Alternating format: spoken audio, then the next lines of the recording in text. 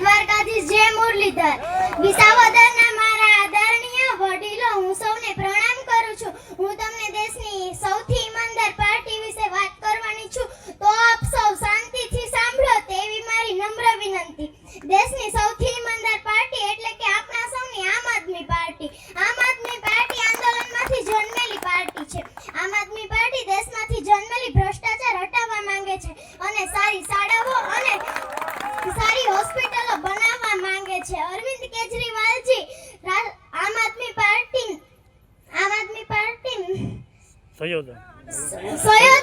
રાષ્ટ્રીય સંયોજક છે।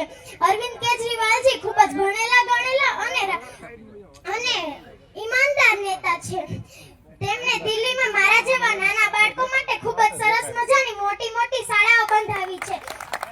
તે શાળામાં રમતગમતના મોટા મેદાનો, જમવા માટે ભોજનાલય, સ્વિમિંગ પૂલ, મોટી કમ્પ્યુટર લેબ વગેરે બધી જ સારી વસ્તુઓ છે।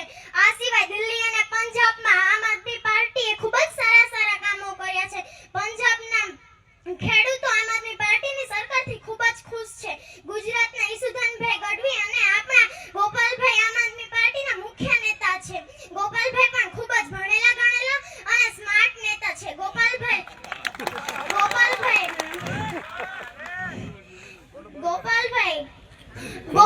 પોલીસમાં કામ કરતા હતા। તેમ બધા ગુંડા પણ તેમનાથી ખૂબ જ ડરતા હતા। ગોપાલભાઈ આજે ભાજપના નેતા પણ ગોપાલભાઈથી ખૂબ જ ડરે છે।